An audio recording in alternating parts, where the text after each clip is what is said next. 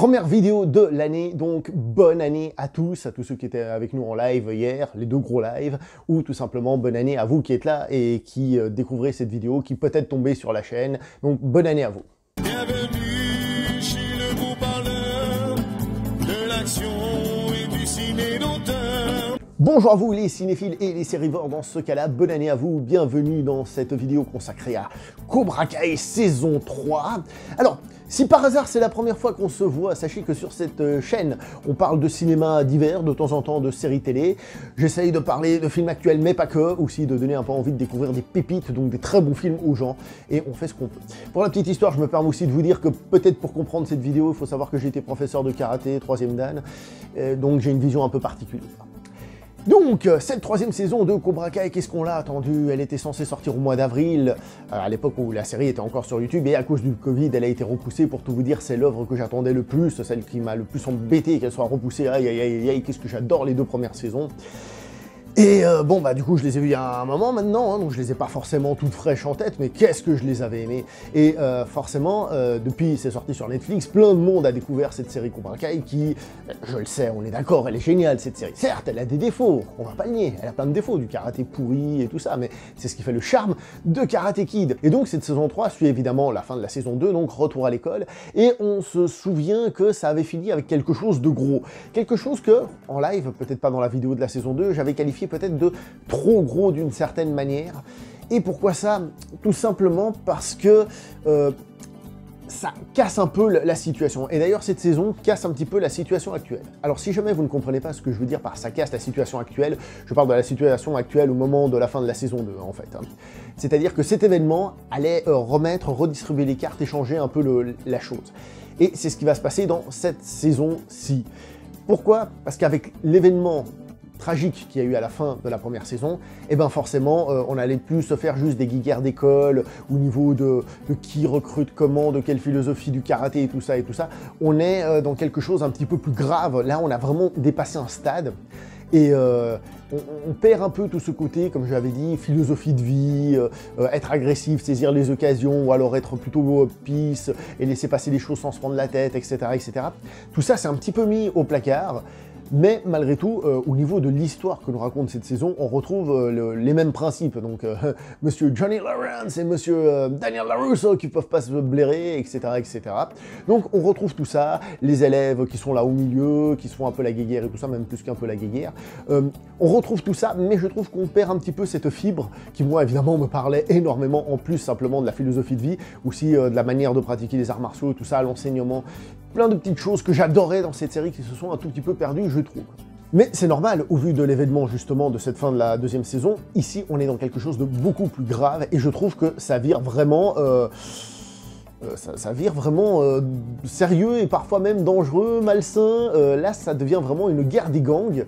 Ça dépasse le cadre du « je pratique un karaté, je suis l'autre, on s'aime pas, c'est nous les plus beaux » et tout ça. Non, non, non, non, non. Là, ça devient vraiment, vraiment très sérieux. Et d'ailleurs, pendant toute la saison, j'étais mais pourquoi est-ce que vous n'allez pas à la police? Je veux dire, à chaque fois qu'il y en a un qui va tabasser l'autre, il y a les autres qui s'énervent et qui vont tabasser l'autre et vice-versa. Allez à la police, mon Dieu. Là, ça devient très, très grave. On a du vol, on a du tabassage pur et dur. Là, ce sont des délits, il faut aller à la police. Attention, je vous rassure, à un moment donné, on va à la police. Je vous laisserai voir comment ça se passe si vous n'avez pas vu la saison, mais à un moment donné, enfin, il y a quelqu'un qui va à la police. Pas trop tôt, pas trop tôt. Cette saison fait aussi pas mal de clins d'œil à Karate Kid numéro 2, le film. Donc pour bien comprendre cette saison, il faut en effet avoir vu le premier et le second film. Donc n'hésitez pas, j'avoue que le deuxième film, c'est pas celui que j'aime le plus, mais n'hésitez pas à jeter un petit coup d'œil aussi, ça vous aidera à comprendre certaines parties, rendre un peu nostalgique aussi d'une certaine manière. Et d'ailleurs, je dois avouer qu'il y a un moment dans cette partie nostalgique de Karate Kid 2, on va dire, qui est hyper émouvante. Je trouve que ça fonctionne superbement bien, donc voilà. Cette saison va aussi faire revenir des personnages des précédents Karate Kid, j'essaye de rester vague, et va justement apporter un point de vue intéressant, surtout vu la conclusion finale de la saison. Et d'ailleurs, quand vous verrez cette conclusion finale de la saison, et que vous aurez revu ma vidéo de la saison 2, vous vous direz « Ah, mais c'est marrant, encore une fois, il avait raison, il avait raison, hein. Comme d'hab, j'ai envie de dire. » Le mec qui se la raconte à peine. Niveau karaté, c'est pauvrissime cette saison, honnêtement c'est pauvrissime, on voit très peu de technique. Alors oui, les gens se tapent dessus, ok, mais d'un point de vue technique, il y a rien, je veux dire, d'un point de vue entraînement, démonstration technique et tout ça, il n'y a rien du tout, il y a zéro. Allez, il y a une fois la fille qui fait le kata comme d'habitude de manière pas bien. Désolé, c'est mon point de vue. Il y a un moment donné, Cobra Kai, il y a un plan sur Cobra Kai, ils font des techniques basiques. J'étais, ah mon Dieu, ils font jamais ça dans la série. Normalement, ça ressemble plus à une espèce de boxe, comme j'avais dit. Mais il y a un plan comme ça.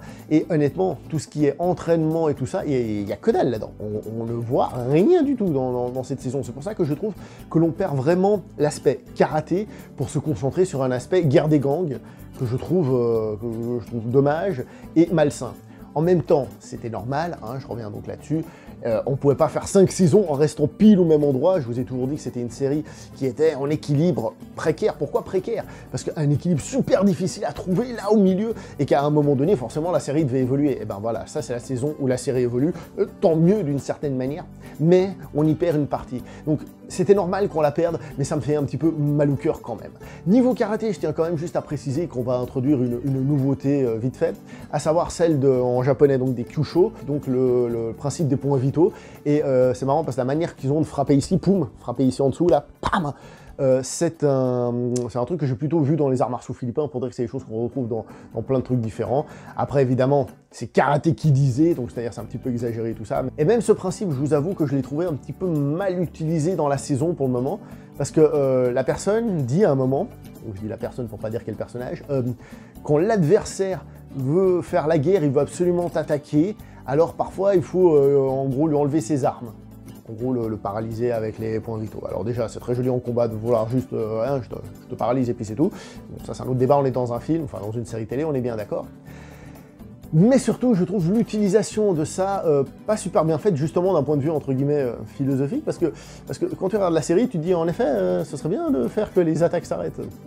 Bref, je trouvais que c'était un petit peu sous-exploité. Sinon, en règle générale, j'ai eu l'impression que les combats étaient un peu meilleurs que dans les saisons précédentes, pas beaucoup, hein, mais un petit peu meilleurs. Il y a eu un travail peut-être un petit peu plus profond, peut-être que justement la série a gagné un peu en popularité. Déjà aux États-Unis, elle était hyper populaire, donc ça a permis de monter. Je dis ça hein, parce que la saison a été tournée, en tout cas en grande partie, peut-être la fin ou un truc comme ça, mais en grande partie avant l'arrivée du Covid. Donc grâce à la popularité, entre autres aux États-Unis de la série, je pense qu'ils ont pu peu à peu augmenter un peu budgétairement, je sais pas, mais en tout cas, travailler un petit peu mieux les bastons. Attention, ça reste très quelconque, hein, niveau baston, on est bien d'accord. Hein. Sinon, la série nous propose quelque chose de plutôt intéressant. Elle nous parle du passé de Sensei Kreese, donc ce sensei très méchant du premier film. Donc on nous évoque son passé et comment il est devenu comme ça, entre autres au Vietnam, etc. Et donc, c'est pas forcément folichon, mais ça reste quelque chose d'intéressant à regarder. C'est toujours ça qu'apporte la série. Et sinon, la série corrige son défaut ultime, à savoir, enfin, la coupe de cheveux du personnage de Robbie. Enfin, il se coupe les cheveux. Magnifique. On en rêvait, ça a été fait. Donc ouais, il n'y a pas eu mauvais dans cette saison. Bon, je tiens quand même à préciser, je fais une blague en critiquant certains trucs, mais encore une fois, la série, j'ai enchaîné avec un naturel complet les épisodes, parce que c'est fluide, c'est léger, enfin c'est léger, je veux dire, ça se regarde sans aucun problème, c'est pas le truc en mode, je regarde des épisodes pour éviter de me faire spoiler, ou j'en sais trop rien, comme avait dit Eddie, c'est le binge-watching de l'amour, tu regardes parce que t'as envie de rester avec eux, t'as envie de rester là-dedans, et parce qu'il y a quand même quelque chose qui fonctionne et qui fait qu'on a envie d'être là-dedans, et moi j'étais là-dedans, et en effet, j'ai enchaîné des épisodes avec amour, on va dire, et je suis content. Donc au final, oui, je trouve que c'est une saison qui est en dessous, en tout cas par rapport à ce que moi j'aime trouver dans cette série. Après, je sais aussi que ce que moi j'aime trouver dans cette série, c'est peut-être un petit peu personnel, bien que j'ai essayé de l'expliquer dans d'autres vidéos. Je pense que pas tout le monde, au vu des dialogues que j'ai eu avec les gens, pas tout le monde n'avait capté cette profondeur de la série, on va dire. Du coup, ça va peut-être moins déranger d'autres. Moi, j'ai trouvé que là, on se retrouvait beaucoup plus, comme j'ai dit, dans une guerre des gangs, ça me dérange un petit peu, mais la série est toujours très regardable, très sympa et tout. C'est dommage qu'elle perde en qualité sur certains points, parce que, comme on l'a déjà dit, c'est une série qui, de base, a aussi ses défauts, hein, ce côté un peu sitcom, ce côté combat pas terrible, etc., etc. Voilà. Donc, je vais m'arrêter là pour cette vidéo. J'espère que vous l'avez vue, j'espère que vous l'avez kiffé cette saison. Dites-moi ça dans les commentaires. Dites-moi si vous aussi vous avez senti un petit peu en dessous ou pas, etc. Il faut dire aussi que je l'attendais énormément. Je compte sur vous. Et sinon, n'oubliez pas le like, le partage, s'il vous plaît. Hein. L'abonnement, si c'est la première fois qu'on se voit, histoire qu'on s'entraîne cinématographiquement parlant, hein, pour connaître plein de films, plein de trucs comme ça. Puis la cloche, tout ça. Enfin, vous savez, j'ai pas besoin de vous le dire. Allez, portez-vous bien. Bonne année encore. Ciao tout le monde. Bienvenue chez le beau parleur de l'action et du ciné d'auteur. Quelqu'un peut-il m'expliquer pourquoi au dojo Cobra Kai ils sont tous ceinture blanche? Alors c'est peut-être un club qui donne pas de grade, je dis pas, mais pourquoi ils sont tous ceinture blanche? Ils se battent tous, ils sont tous des champions, machin, ils sont tous ceinture blanche. Je comprends pas, faudra qu'on m'explique une fois. Peut-être que c'est de l'American Karaté en fait.